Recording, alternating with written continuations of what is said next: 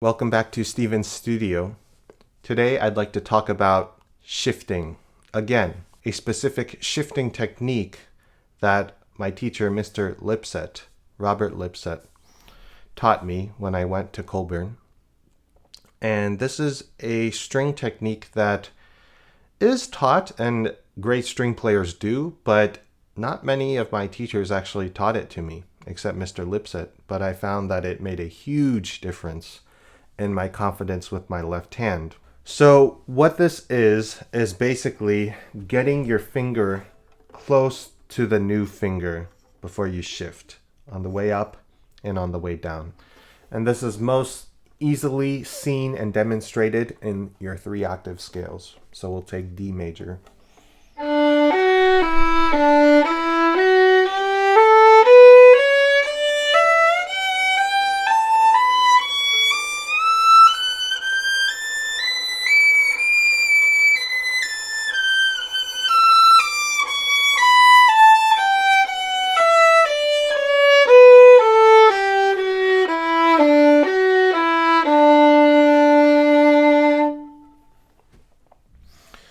So the shifts on the way up, because it's only 2 to 1,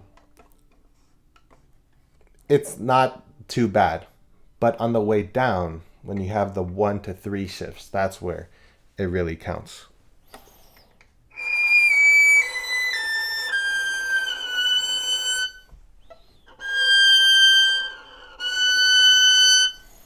There, what I'm doing is I'm basically lifting my third finger and putting it right on the nail of the first finger, right there.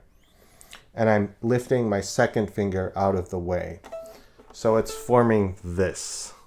And you won't be so comfortable doing this in the beginning of getting this second finger out of the way. But that's essentially what you're doing. And so you're replacing it like that onto the new finger.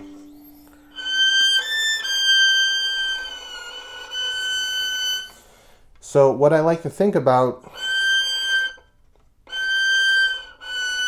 it's as if the first finger's on G, the third finger quickly replaces it, and then it goes down a half step. We talked about how half steps are the easiest shifting distance to control and how you should always shift on half steps if possible. So this shift, if using this technique, it originally is a 4th shift. But with this technique, it becomes a half-step shift. So it's much easier and manageable. And the secret to this technique is that what you're doing by getting your finger there, not only are you smoothing out the shift because you're not hearing that shifting sound, you're preparing your arm down to 6th position earlier. So basically your hand and your arm are already in 6th position, even when you're in 9th position. So you're preparing everything in advance. Same with 6th to 3rd position.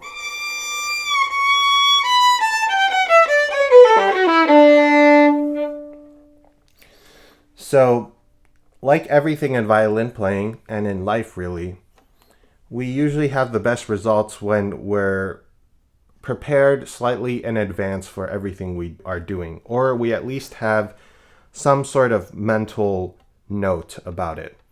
And so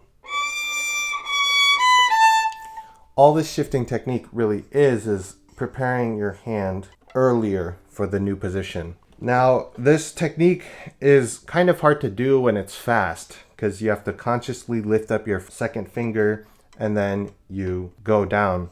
But the thing is, when you build the scales up with the metronome, which you should be doing every day, your hand naturally has to start going to the new position earlier before you even reach it.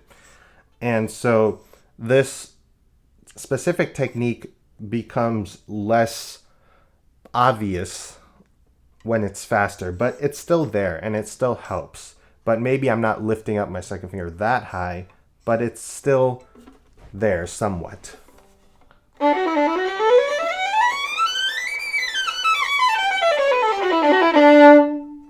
So this applies to every shift, even 4-1 shifts. 4-1 on the way up, you get your first finger right under the new finger, and then you shift up there. And same with on the way down. This applies in arpeggios.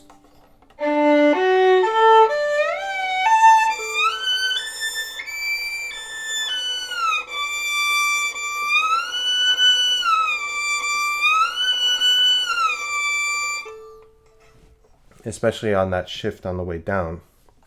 You're going to feel some tension there because you're kind of tensing up your hand into this position.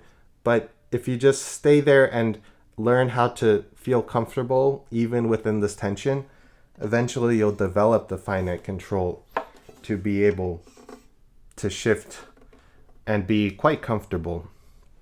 And so this shifting technique really is amazing because it shortens every shifting distance if it's using different fingers.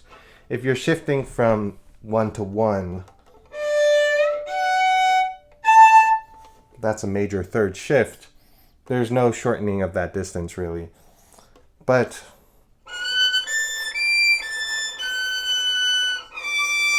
there, if I get my fourth finger on top of the 1, it becomes a major third shift, rather than